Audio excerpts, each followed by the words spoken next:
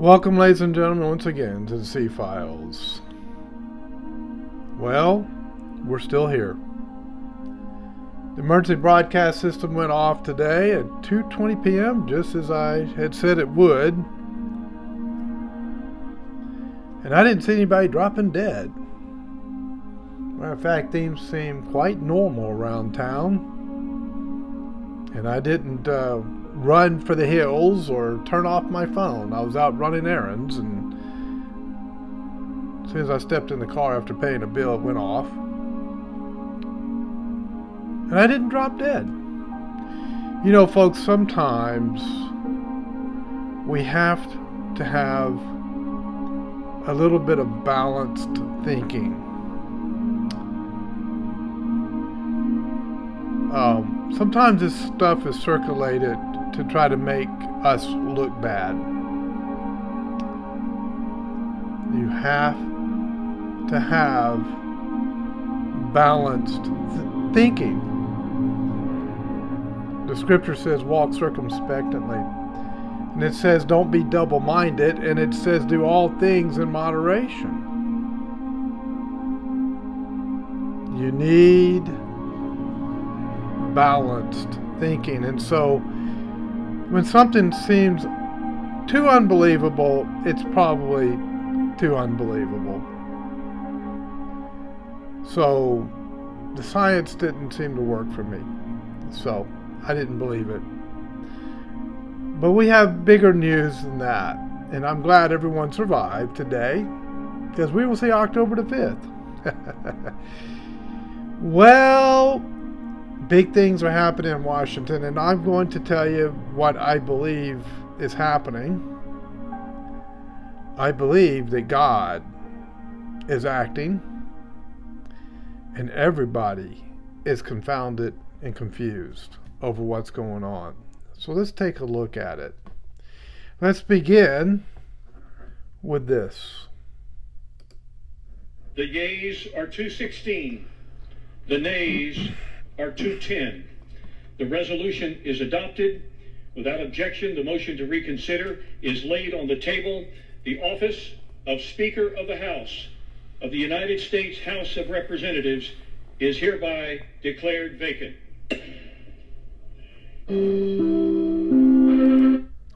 So, I'm sure all of us have heard this news already, but let's do a little bit more of an in-depth analysis. First, we'll take a look at what the globalist fascist news agency has to say. This is an NBC News special report. Here's Lester Holt. Good afternoon, everyone. We're coming on the air with breaking news and a major shift in power on Capitol Hill. The House just voted to remove Speaker Kevin McCarthy from his post in a high-stakes vote just now on the House floor. It comes after McCarthy, the top Republican, cut a deal with Democrats to avert a government shutdown over the weekend that angered some in his own party whose demands were dropped in the negotiations.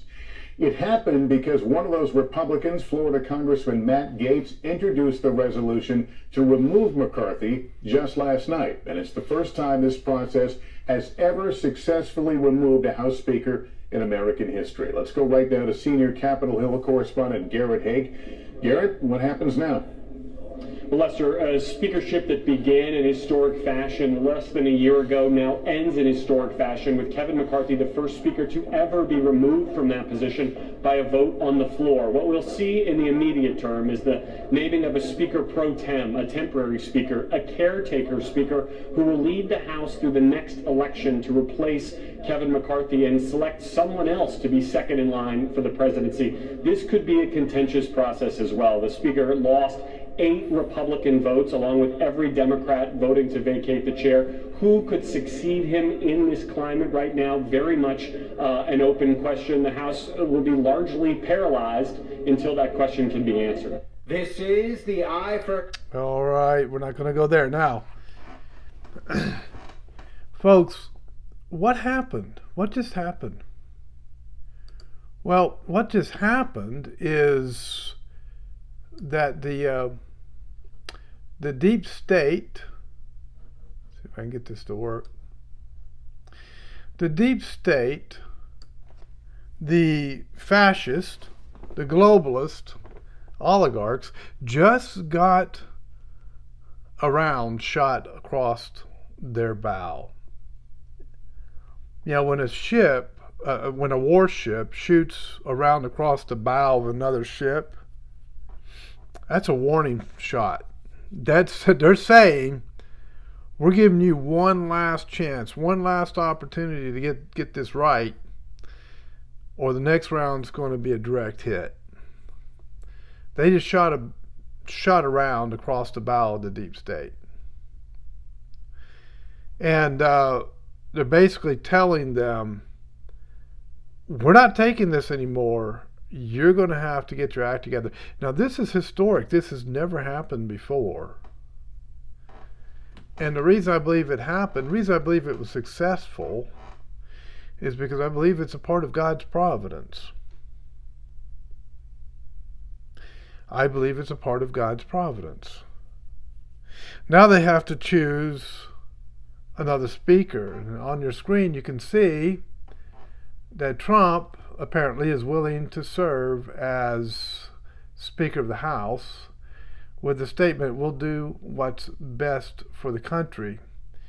The reporters asked him, would you be Speaker? If you were offered the speakership, would you take it? Trump said, we'll do what's best for the country. Which some took that to mean that he would take the speakership. So Donald Trump confirms from the New York courthouse that he has been asked about becoming the Speaker of the House, says he would do it. That would be epic. All I can say is we'll do whatever is best for the country. Excuse me, folks. And for the Republican Party. A lot of people have asked, but he didn't say what his answer was to them. Would you take the job? A lot of people have been asking me about it, but we're leading. So what does that mean? I don't know. You have to decipher it. I don't know if you read the papers much, but we're leading by 50 points. He starts talking about his presidential election. My focus is totally on being president. If I can help them during the process, I would do it. And that's where they're saying he'd be willing to take the speakership, because if we can help them during the process, I would do it.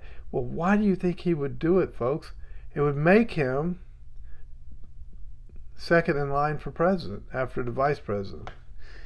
Vice President, Speaker of the House. Well, they're talking about getting rid of Biden because he's incoherent. And the Dems don't really like Harris a whole lot, so they'd probably be willing to kick her out. But would they be willing to put Trump in? It's interesting how things are shaping up. Very interesting. All right. Now, let me go here.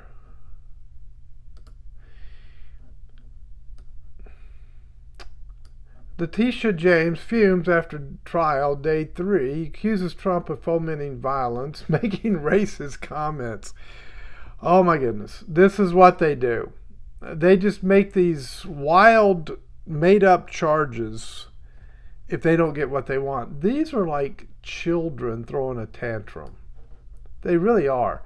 They remind me of a 4-year-old that has his little manipulative ways and throws his little tantrums if he doesn't get what he wants. Attorney General Letitia James on Wednesday fumed after day 3 of her fraud trial against Trump. Well, they threw 80% of it out because of statute of limitations. Of course, statute of limitations, as you know, means that they waited too long for these charges. There's a certain period of time they have to bring these charges, and that's a statute of limitations. In other words, they've got a year, they've got 2 years, whatever the statute said. And when that expires, you can't bring the charges anymore. Well, they've missed the statute of limitations. They overshot that time, and so it's too late to bring the charges. She is really, really angry over that. And we're going to see a lot of anger coming out from these people because they're not getting their way. Think about this for a moment, folks. The Speaker of the House was just ousted because he didn't do what he said he was going to do. Made secret deals with the Democrats to fund the government for 45 more days. Sent millions of dollars to Ukraine over the objections of both the American people and many members of Congress. Many Republicans didn't want to do that, but he didn't care, And no, we're putting it in there, and they sent it. Now think about this: it's always about the money, isn't it? It's always about the money. Who's getting the kickbacks from Ukraine? Who's making the money on Ukraine? Right? This is what you have to ask. But this New York trial, it's going nowhere. And all of these trials that are coming up against Trump, they're going nowhere. And so, what's happening? Things are reversing. The deep state had the upper hand for so long. My whole lifetime. I'm 63 years old, and the only thing I've seen my whole lifetime is the deep state acting against we the people and doing things that harm our freedoms and our liberties, and they're slowly over time taking those freedoms and liberties away. One of the most sinister things that was ever done was the income tax. That did more to take away the freedoms of Americans than anything else. Basically we become the property of the state under an income tax system. If you think about it, think through it. And so this is amazing. Everything they're throwing at Trump is failing, but it ends up that they're the ones that are getting hit. Did I not say a while back that Haman would hang on his own gallows? Do you remember the story? How Esther, the queen, who was Jewish, they're in Jewish captivity, she became the queen of the land. God always puts his people in the exact place he needs them to be at the exact time to carry out his purpose, doesn't he? Mordecai was her uncle. Mordecai saved the king's life because there was a plot against the king. Mordecai saved his life, but wouldn't bow to Naaman when Naaman came back, because Naaman was like the deep state, right? He was the highfalutin, oh, you better bow to me. Well, Mordecai was not going to bow to any man. He only bowed to God. And so Naaman plotted against Mordecai to falsely accuse him of something and have him hung on the gallows, and he built gallows for Mordecai. Well, Esther, at the risk of her own life, went in and informed the king of what was happening, and the king ended up hanging Naaman on the very gallows that he made for Mordecai. Naaman hung on his own gallows. These people are hanging on the gallows that they created for Donald Trump. They're going to hang on their own gallows that they created for Donald Trump. God is protecting that man for some reason. He's like a modern-day Cyrus. And God is protecting his people, even though the deep state is coming after us. Police state, FBI quietly created a new category of extremism ahead of 2024 election to include Trump MAGA supporters. Did I not say that they were going to come after everyday ordinary citizens? because they've become the political Gestapo of the fascists that are occupying power and government right now. The FBI, in my estimation, are not real cops. If they were real cops, they'd throw on a gun belt and a vest like I did for 30 years, and they'd get into a patrol car and they'd start patrolling the streets. And they'd be dealing with gang members and going to crimes in progress, like burglaries in progress, home invasions, robberies in progress, domestic violence calls. They'd be handling those if they were real cops. But they're not. The only thing the FBI has become is the enforcement arm of the Gestapo. And they've been armed and militarized to go after the American people, everyday normal citizens that have not broken, they're not law breakers, they're not violent, they're not threatening the government, they're just living their life, but they have certain beliefs. They're Trump supporters, they're churchgoers, they're Bible readers, they're men and women of prayer. They believe in family values. In the estimation of the FBI and the DOJ, those things are considered to be radical extremism and a threat to the country. And so we've got to go get those people and put them in jail. This is reminiscent of Hitler going after the Jews in World War II and putting them in concentration camps. This is why these people have to be defeated. And this is why what Gates did, by God's providence, I believe, to vacate the Speaker of the House seat, to get McCarthy out, because McCarthy is just a rhino. He's just a rhino.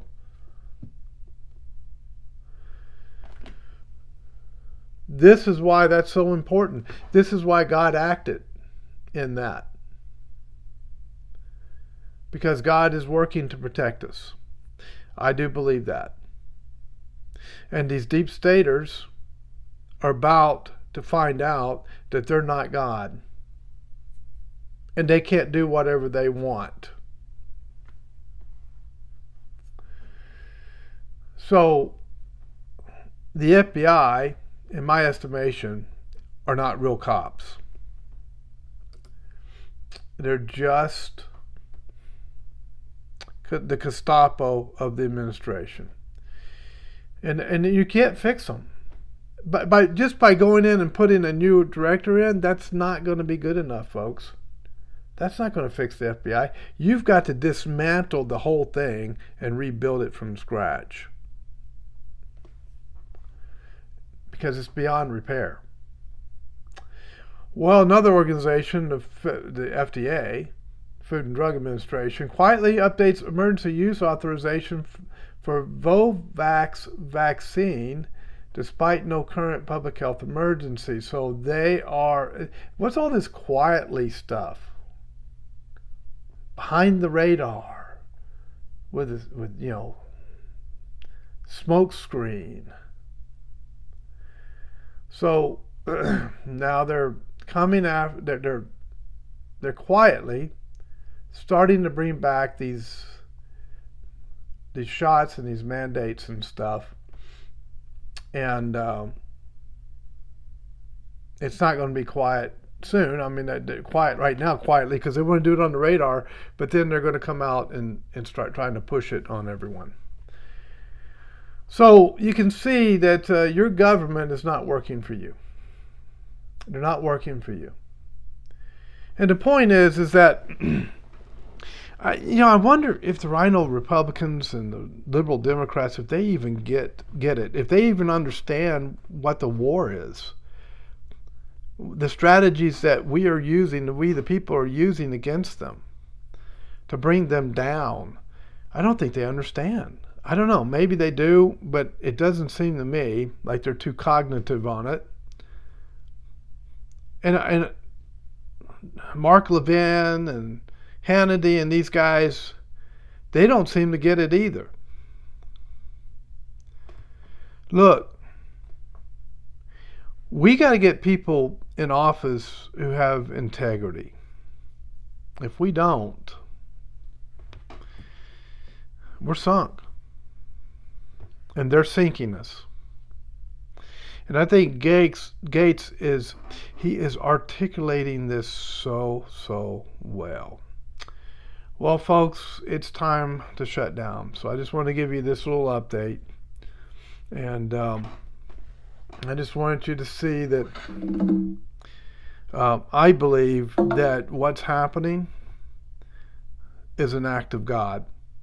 I think we're seeing a miracle of God. This has never happened before. And when I'm saying this, I'm talking about, let's see if I can get it over here. I'm talking about that. Talking about that. So, who's going to be the next speaker? I don't know. Could be Trump. Maybe not. We'll see. I mean, this is getting really interesting. But I believe that God intervened here. I believe this was an act of God. No speaker in the history of the United States has ever been ousted this way. Ever. This is the first time. This wasn't just a random act. This wasn't just luck. No, this was providence. This was the providence of God. So God is working. He's doing something here. But I don't know that we have the full picture yet. But I'm hoping soon we will. So we're working on keeping track of this, and we're going to continue to follow it as it goes. And we'll see if we can't connect it to what God is doing. Because I think enough people have risen up in the church and so forth to pray and ask for God's help, that God is beginning to act. And I think these folks that are playing these smoke and mirror games in Washington and bankrupting our country and have done everything they can to support evil while pretending to be good. Remember, Satan presents himself as an angel of light. While they're doing that, God is doing his work. And he's got his people in the places that he needs them, just like he did with Esther, just like he did with Daniel, just like he did with Joseph. He's got his people in place. And when the time comes, they will act. And the time came, and Gates acted. I think between now and the end of the year, we're going to see more. Now, they're supposed to have a vote on Wednesday for the new speaker, so a week from now. So let's see what happens in a week. In the meantime, thank you for joining us, and I would appreciate a thumbs up and a share, and subscribe to the channel. Well, because we're going to have more like this. And we'll look at everything from a biblical viewpoint. God bless, folks. I appreciate all of you. Stay safe out there. Be diligent. Keep your mind sharp and your heart pure, and we'll see you on the next C-Files.